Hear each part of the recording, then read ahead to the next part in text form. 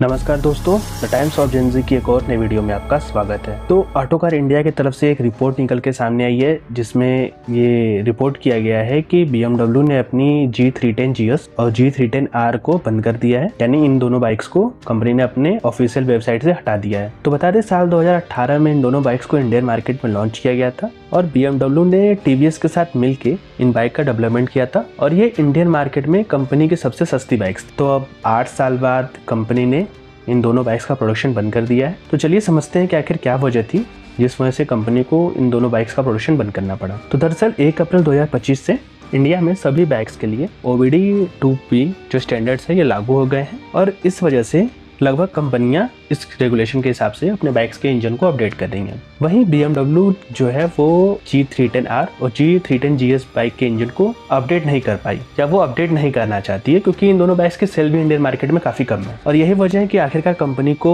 इन दोनों बाइक का प्रोडक्शन बंद करना पड़ रहा है। और एक और वजह ये बताई जा रही है कि इंडियन मार्केट में इन दोनों की बाइक्स की सेल जो है वो कुछ खास नहीं है और कंपनी 450cc सेगमेंट में नई बाइक लॉन्च करने वाली है जिसका नाम है F450 GS और कंपनी ने भारत मोबिलिटी ग्लोबल एक्सपो में इस बाइक को शोकेस भी किया था। तो कहीं ना कहीं ये दोनों वजह हैं कि कंपनी को आखिरकार इन बाइक का प्रोडक्शन बंद करना पड़ा। तो अगर इन दोनों बाइक के बारे में बात करें, जो G310 GS बाइक है ये एक टूरिंग सेगमेंट की बाइक थी। इसे लंबी दूरी की यात्रा के लिए डिजाइन किया गया था। जो कि G310R बाइक थी, इस बाइक को शहर में चलने के लिए डिजाइन किया गया था। ये एक नेकेड स्पोर्ट सेगमेंट की बाइक थी। तो अभी कुछ दिन पहले ही BMW ने भी अपने ड्यूक 125 और RC 125 बाइक के इंजन को अपडेट ना कर पाने की वजह से इन दोनों बाइक का प्रोडक्शन बंद किया था और अब BMW भी अपने G310RR और G310 GS बाइक का प्रोडक्शन बंद कर दिया है। तो बता दें कि इन दोनों बाइक्स में 312cc लिक्विड कूल इंजन का इस्तेमाल किया गया है और ये इंजन 34 HP की पावर और 27 Nm का पीक टॉर्क जनरेट करने में सक्षम है।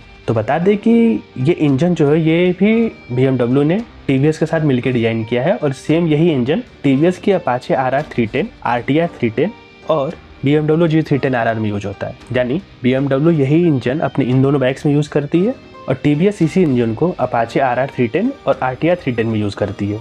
तो रिपोर्ट में आगे ये भी कहा गया है कि आने वाले टाइम में भारत में BMW एक नई बाइक लॉन्च करेगी जो कि F450 GS होगी और शायद इस वजह से भी कंपनी इस बाइक को इंडियन मार्केट में बंद कर रही है। तो अगर बात करें कि आखिर ऐसा क्या वजह है इंडियन मार्केट में जो फॉरेन की कंपनियां वो सक्सेस नहीं है, तो अगर इस बारे में बात करें तो हम क्लियरली समझेंगे कि जो इंडियन मार्केट है यहाँ के लोगों को एक बजट सेगमेंट की बाइक पसंद है जो प्राइस में कम हो, जिनका मेंटेनेंस कम हो, जो अच्छी माइलेज देती हो और साथ ही साथ उनको काफी दिन तक चलाया जा सके। तो इस सेगमेंट में जनरली लोग बजाज, हीरो, यामाहा या फिर सुजुकी की बाइक्स पसंद कर लेते हैं और इसी वजह से कहीं न कहीं जो बड़ी कंपनियां हैं जैसे BMW हो गई, हार्ले हो गई, ट्रायम्फ हो गई, इन सबको अपनी बाइक्स को बेचने में काफ़ी परेशानी होती है। तो क्योंकि इंडियन ऑटोमोबाइल एक बहुत ही बड़ा ऑटोमोबाइल मार्केट है तो इस वजह से जो ये बड़ी कंपनियां हैं ये छोटे सेगमेंट में उतरने का ट्राई कर रही हैं या इस छोटे सेगमेंट को परखना चाहती हैं। और इस वजह से आपने नोटिस किया होगा कि पिछले 7 से 8 सालों के अंदर KTM हुई, BMW हुई या हार्ले हुई, ये लोग अपनी छोटी छोटी बाइक्स लॉन्च कर रही हैं और इनके लिए वो इंजन खुद नहीं बना रही हैं, इनके लिए वो किसी इंडियन कंपनी के साथ कोलैबोरेट कर ले रही हैं और फिर एक इंजन तैयार कर रही हैं जिसे अपने बाइक्स में यूज कर ले रही हैं। तो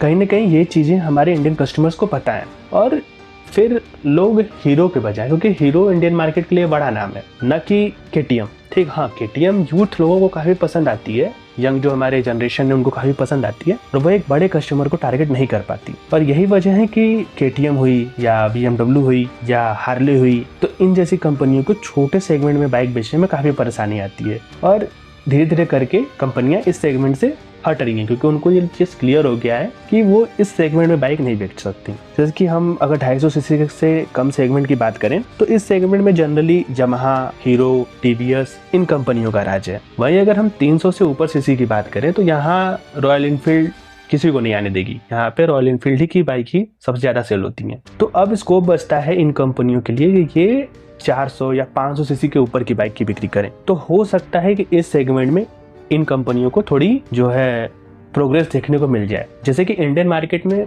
KTM की RC 125 इतनी फेमस नहीं है जितनी कि KTM की 390cc की बाइक, चाहे वो ड्यूक हो चाहे वो RC 390 हो। तो कहीं ना कहीं जो ये छोटे सेगमेंट की बाइक है इन पे आप इंडियन कंपनी का ही कब्जा रहेगा और इंडियन कंपनी ही यहाँ पे बाइक को सेल कर पाएंगी और जो स्कोप बचता है इन बड़ी कंपनियों के लिए वो स्कोप आगे के लिए बचता है। यानी वो आप 350 या 400 सीसी के ऊपर वाली अगर बाइक बेचेंगे तो कहीं ना कहीं जाके आपको इस सेगमेंट में प्रॉफिट मिलेगा। तो इसी के साथ इस वीडियो में रखते हैं केवल इतना ही। तो हम मिलते हैं आपसे एक और ही ऐसे वीडियो में, तब तक के लिए नमस्कार। देखते रहिए द टाइम्स ऑफ जेन ज़ी। और अगर आपको ये वीडियो पसंद आया हो तो इसे दोस्तों के साथ अपने जरूर शेयर करें।